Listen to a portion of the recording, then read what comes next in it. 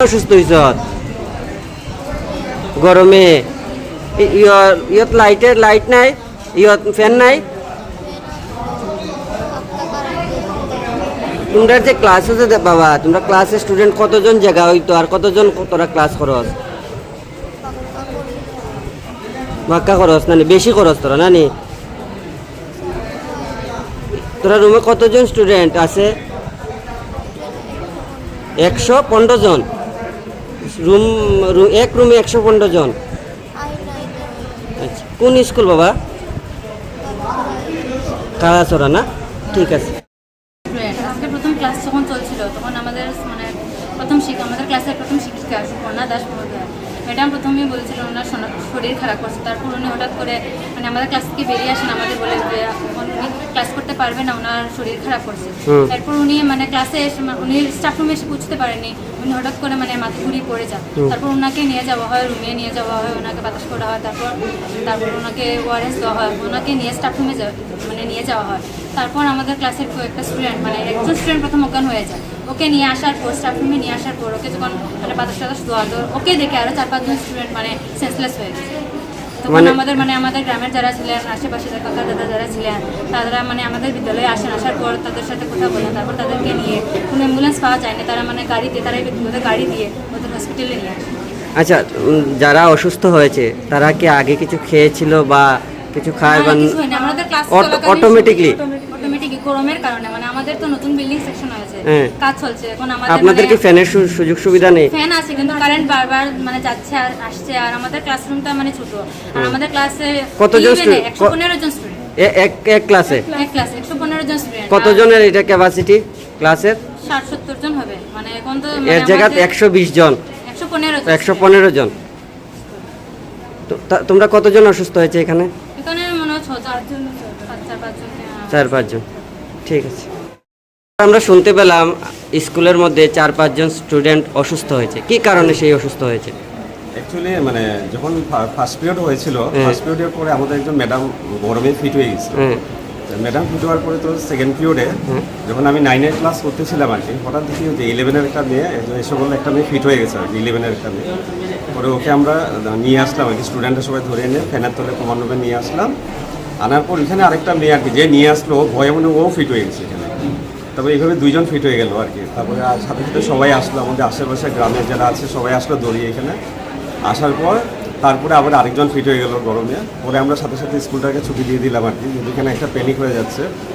তারপরে সবাই মিলে হসপিটালে নিয়ে আসলো আর কি। স্যার, আমরা স্টুডেন্টের কাছ থেকে অভিযোগ পেলাম যেখানে স্টুডেন্টের একটা রুমের ভিতরে অ্যাকচুয়ালি 50 জন থাকার কথা, এই জায়গায় 115 জন ক্লাস করাচ্ছেন কেন?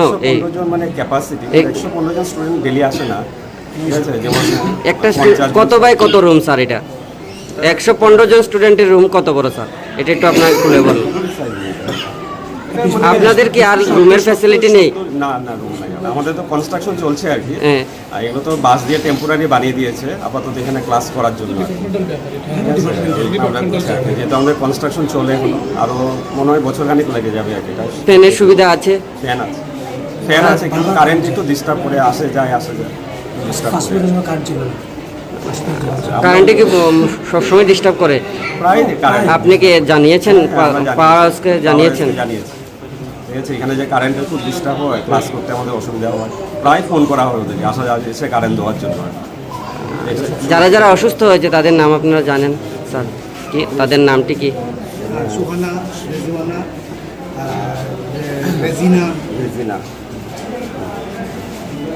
সুহানা, রেজওয়ানা এবং রেজিনা এরাই বেশি অসুস্থ হয়েছে স্কুলের আমাদের ছাত্রী। টোটাল কয়জন অসুস্থ হয়েছে স্যার? টোটাল 4 জন বেশি অসুস্থ, আর বাকি 2 জন ঠিক হয়ে রিকভার হয়ে গেছে।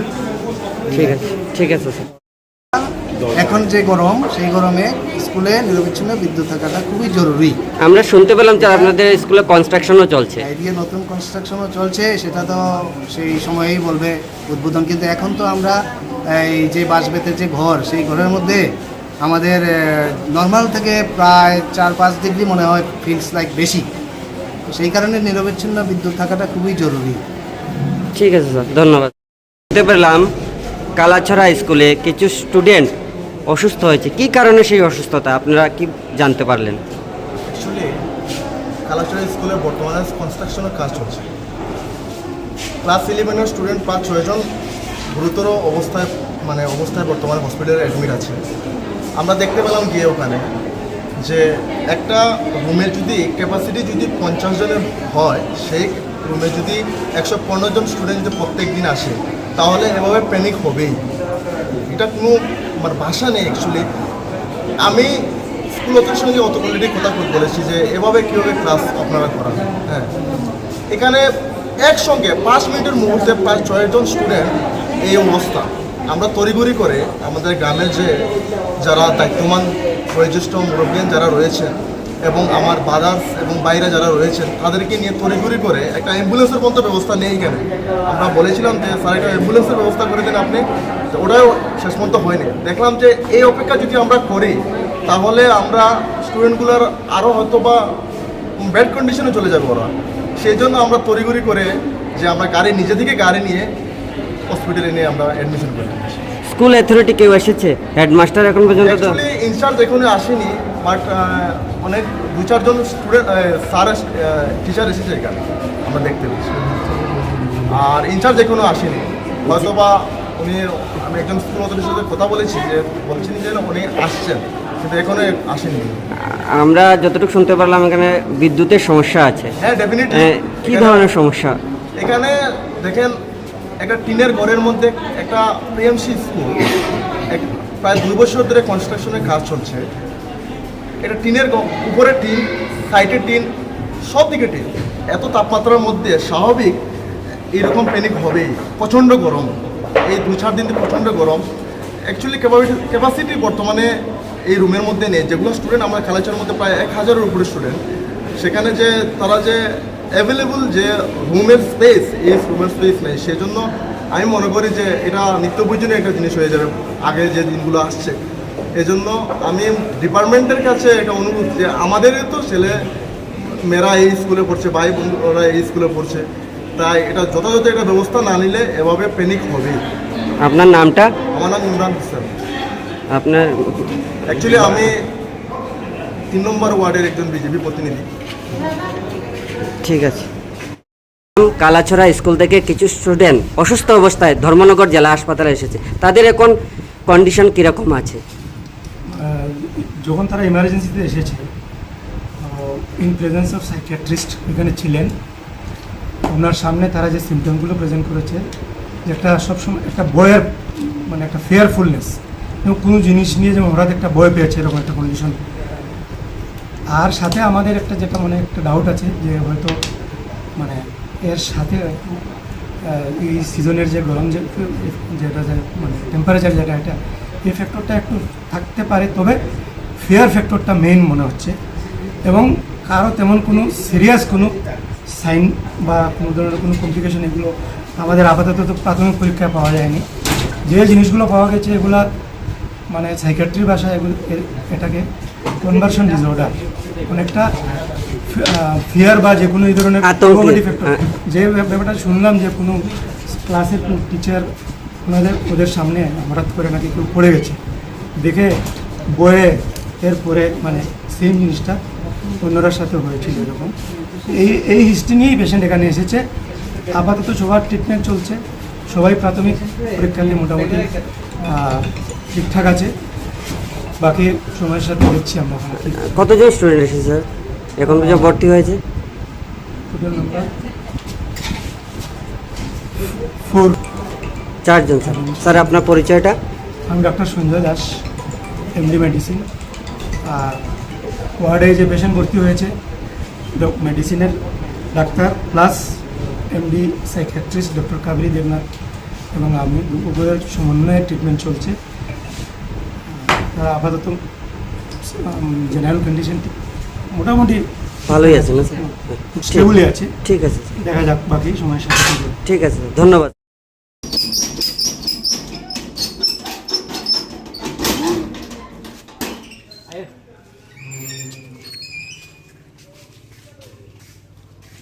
এটা কি 11-এর রুম? যেটা তো অসুস্থ হয়েছে কোন রুম? না সবটি দেখা অসুবিধা।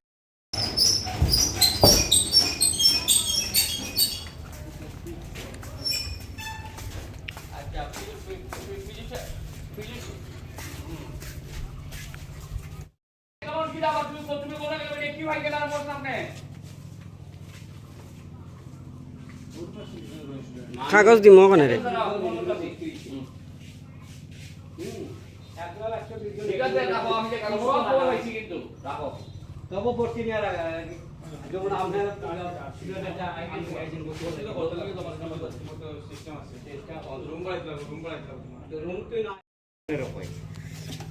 যেটা আমি তো তোমার কিছু না, তোমার কিছু না, তোমার দরকার নেই না স্যার। স্যার আমরা শুনতে পারলাম কালাচড়া স্কুলে কিছু স্টুডেন্ট অসুস্থ হয়েছে, তার কারণটা কি স্যার? তার কারণটা হলো যে আমার বিদ্যালয়ে আন্ডার কনস্ট্রাকশন চলছে। এই অবস্থায় আমরা যে এই যে কনস্ট্রাকশন চলাকালীন সময় আমরা যে স্থানে ক্লাস নিচ্ছি সেই ক্লাসের মধ্যে এত গ্যাদারিং হচ্ছে যে ছাত্রীরা একসাথে কম্বাইন্ড স্কুল, যেহেতু অনেক ছাত্রছাত্রী আমার স্কুলে ভর্তি হয়েছে, যে কারণে ক্লাস 11-এ প্রায় 130 জনের মতো স্টুডেন্ট। যদিও সবাই একসাথে আসে না, তবুও 70-80 জন প্রায় দিন থাকে, যে কারণে এত গ্যাদারিং এবং এত গরম। এই গরমের মধ্যে কারেন্ট থাকে না প্রায় সময়। কারেন্ট চলে গেলে যদি বলা হয় এদেরকে যে তোমরা কারেন্টটা কেন চলে গেল, এরপরে তারা কি বলবে, অজুহাত দেখাবে আমরা ওখানে আছি, এই স্থানে আছি, এই স্থানে আছি, সঠিক কোনো তথ্য দেয় না এবং আসতেও লেট করে এবং অনেকদিন আসেও না। এই অবস্থায় এই কারেন্টের মেইন কারণটা হচ্ছে কারেন্টের অপ্রতুলতা। কারেন্ট চলে গেলে দীর্ঘক্ষণ যাবৎ বসে থাকতে হয়, এমনকি কম্পিউটারের কাজও চলে না। স্টুডেন্টরা মানে এমন গরমের মধ্যে সাপ করে যেভাবে তারা এত স্টুডেন্ট গ্যাদারিং হয়, ছোটো রুম, এইভাবে উপরের দিকে টিন, আন্ডার কনস্ট্রাকশন হচ্ছে, এইভাবে যদি চলতে থাকে তাহলে তো স্টুডেন্টরা অসুস্থ হবেই। আজকে সকালবেলা যখন ক্লাস চলাকালীন সময়ে আমাদের সুপর্ণা ম্যাডাম নামে একজন ক্লাস টিচার 11-এর, উনি অসুস্থ হয়ে গেছেন, সেন্সলেস হয়ে গেছেন। এটি দেখার পর দেখা গেল কি সাথে সাথে আরও কয়েকজন অসুস্থ হয়ে গেছে। এমন অবস্থা হলো যে ওরা শ্বাসকষ্ট হচ্ছে। তারপর 5 জন ছাত্রী অসুস্থ হয়ে গেল। তারপর আমরা এদেরকে হসপিটালে করেছি। আমাদের এরিয়াবাসী আমাদেরকে যথেষ্ট সাহায্য করেছে, দৌড়ঝাঁপ করে আমরা নিয়ে গেছি। এখনও আমি হসপিটাল গিয়েছিলাম, আমার স্টাফ সবাই গিয়েছিল হসপিটাল থেকে এইমাত্র আমি আবার আসলাম। এসে এই অবস্থায় দেখলাম যে আমার যে রুমের ভিতরে ঢুকলে মানে স্বাভাবিক কারণে গরম বেশি লাগে, টেম্পারেচার হাই থাকায় এরা অসুস্থ হয়ে যাচ্ছে। তা আমার দাবি হচ্ছে কি যত তাড়াতাড়ি পারা যায় যে কারেন্ট মানে সঠিকভাবে যেন থাকে এবং আমার আন্ডার কনস্ট্রাকশন যে বিল্ডিংটা আছে এটা যাতে তাড়াতাড়ি আমাদের হাতে দেওয়া হয়, যাতে স্টুডেন্টরা এখানে ক্লাস করতে পারে। এখানে জলেরও অনেক সমস্যা আছে। জলের সমস্যার কারণে মানে ছাত্ররা ঠিকভাবে জল খেতে পারে না। এক কথায় এত বড় একটা school, PMC higher secondary school, অনেক নামকরা স্কুল, আমার স্কুলের রেজাল্টও ভালো হয়, সব কিছুই ভালো। ছাত্ররা খুব ইন্টারেস্টেড এখানে ভর্তি হওয়ার জন্য এবং তারা ক্লাস নিতেও খুব ইন্টারেস্টেড। আমার টিচাররাও কিন্তু খুব যত্নবান, এরা ক্লাস নেয়। অন্য স্কুলের কথা বলতে পারি না, আমার স্কুলের কথা আমি বলি যে ক্লাস হচ্ছে, যে কারণে রেজাল্টও ভালো হচ্ছে, যে কারণে সবাই এখানে ভর্তি হতে চায়। জায়গার সংকুলন হয় না। আমি সবার কাছে অনুরোধ করছি, ঊর্ধ্বতন কর্তৃপক্ষের কাছে আমি অনুরোধ করছি যাতে তাড়াতাড়ি আমার এই সমস্যাগুলি দূরীভূত করা হয়। স্যার আমরা যে আপনি বললেন যে কারেন্টের সমস্যা কোন আন্ডারে পড়ে, এটা কারেন্টটা কোন সাবস্টেশনের আন্ডারে? এটা নতুন বাজারের আন্ডারে পড়ে। নতুন বাজারে এদেরকে ফোন করলে ওরা সহজে আসে না, বলে এখানে অমুক আছে ফোন করুন, অজুহাত এক্সকিউজ দেখায়, স্যার এক্সকিউজ করে যে আমি এখন ব্যস্ত আছি, অমুককে ফোন করুন। ওরা নিজেরা দায়িত্ব নিতে চায় না। এটা খুব অসুবিধার মধ্যে আমরা পড়ি। কারেন্ট না থাকার কারণে আমার ছাত্ররা বেশি অসুবিধার সম্মুখীন হচ্ছে। এমনকি মানে কারেন্ট না থাকার কারণে আমার পিএমসি স্কুল, এত বড় স্কুল, অনেক কম্পিউটারের কাজ আছে, কাজগুলি আমরা সংকলন করতে পারি না। অনেক স্টাইপেন্ড, মিড ডে মিলের কাজ করতে হয়, এগুলি করা যাচ্ছে না। স্যার আমরা দেখতে পাচ্ছি যে রুমটা আছে, এখানে বলছেন আপনি 130 জন স্টুডেন্ট, হ্যাঁ, এই যে 130 জন স্টুডেন্ট, আমার এখানে total কিভাবে কিন্তু- জায়গা হবে স্যার? এটা বিষয়ে আপনি কি বলবেন, বা আপনি কি ঊর্ধ্বতম কর্তৃপক্ষকে জানিয়েছেন এইসব ব্যাপারে? যখন ওরা অসুস্থ হয়েছে, আমি সাথে রাতে ডিওর কাছে ফোন করেছি যে আমি কি করতে পারি। তখন উনি বললেন যে এখানে ওএসডির সাথে কথা বলার জন্য। আমি ওএসডিকে ফোন করেছি। স্যার কি বললেন? ওএসডি স্যার ব্যস্ত আছেন, হয়তো পরে ফোন করবেন আমাকে। ডিও স্যার বললেন যে আমরা এসএমসির চেয়ারম্যানকে জানিয়েছি যে আমরা কি করি। আমরা মনে মনে ভেবে নিলাম যে আমরা যে 3 দিন ছেলে 3 দিন মেয়ে যদি করে নেই, যতদিন পর্যন্ত আমাদের কনস্ট্রাকশন হচ্ছে না, এবং আমরা যে টাইম যদি 4টার আগে পর্যন্ত হয়ে যায়, তাহলে সহজে হয়তো ছাত্রদেরকে আমরা ছেড়ে দিতে পারবো, হয়তো অসুস্থতা কম হতে পারে। এইগুলি আমি আলোচনা করেছি ডিওর সাথে, এবং ওএসডি স্যারের সাথেও আমি ফোন করেছিলাম। উনি ব্যস্ত আছেন, হয়তো ফোন করবেন। এসএমসির সাথেও আমি এইগুলি তুলে ধরেছি। ওরা বলছেন যে আপনারা যেটা ভালো মনে করেন স্কুলের ভালোর জন্য আপনারা নিতে পারেন, আমরা আছি। তা আমরা বললাম যে একটা রেজলিউশন লাগবে। ক্লাস যদি আমরা 3 দিন ছেড়ে 3 দিন মেয়ে করি, তাহলে আপনাদের রেজলিউশন লাগবে। ওরা রাজি আছেন, এবং আগামী সোমবারে ওরা আসবেন, এবং আমরা বসার পর একটা সিদ্ধান্তে উপনীত হব। স্যার আপনার পরিচয়টা? আমি এই বিদ্যালয়ের মানে ওই ভারপ্রাপ্ত প্রধান শিক্ষক। এখানে যে প্রধান শিক্ষক ছিলেন আমাকে বদলি হওয়ার পরে আমি 2023 সালে আমি নভেম্বর মাস থেকে এখানে আছি, মানে ইনচার্জ হিসাবে আছি। স্যার আপনার নামটা? আমার নাম বিপ্রদার ভট্টাচার্য। ঠিক আছে স্যার। এখানে সাবস্টিটিউট মানে সাবস্টিটিউট টেম্পোরারি শেয়ার করা হয়েছে বা ছাত্রদের ক্লাস করার জন্য। হ্যাঁ, তো এই যে বিল্ডিংটা হচ্ছে কোন ডিপার্টমেন্টের আন্ডার হচ্ছে? এটা আরডি ডিপার্টমেন্টে করছে। এই বিল্ডিংয়ের যে কাজ শুরু হয়েছে, ওয়ার্ক অর্ডার আপনি পেয়েছেন? ওয়ার্ক অর্ডার তো আমাদেরকে দেখিয়েছে ওরা, এবং যিনি কাজ করছেন আমাদেরকে কনসাল্ট করেছেন ওরা। আমাদের কাছে কোনো কাগজপত্র দেয়। টাইম ডিউরেশন কতদিন ছিল? টাইম বলেছেন ওরা যে আগামী নভেম্বরে কমপ্লিট করে দেবেন, কিন্তু নভেম্বর আসতে আসতে আমার সমস্যা হচ্ছে। যেমন এখানে অনেক কিছু ভাঙ্গা, এই রুমগুলি ভাঙ্গা, এইগুলির মধ্যে আমরা প্রেয়ার করতে পারি না। স্টুডেন্টরা যখন এই স্থানে দাঁড়ায়, তখন একদম মাথা থেকে এই মাথাতে চলে যায় ছাত্র সংখ্যা, খুব অসুবিধা হয়, প্রেয়ার করতে সমস্যা হয়। কত বছর হয়েছে বিল্ডিংয়ের কাজ শুরু হয়েছে? এই বিল্ডিংয়ের কাজ 2 বছর হয়েছে। টাইম ডিউরেশন কতদিন ছিল ওয়ার্ক অর্ডারে? 2 বছরের মধ্যে দেবে এরকমভাবে ছিল। তো এখন কি 2 বছর পেরিয়ে গেছে নাকি? 2 বছর কিছুদিন বাকি আছে। কিছুদিন বাকি আছে। ওরা বলছে যে নভেম্বরে দিয়ে দিবে, কিন্তু নভেম্বরের আগে দিলেই আমাদের ভালো হয়। কন্ট্রাক্টর কেমন? ঠিক আছে। একটা হচ্ছে প্রিয়তোষ নাথ।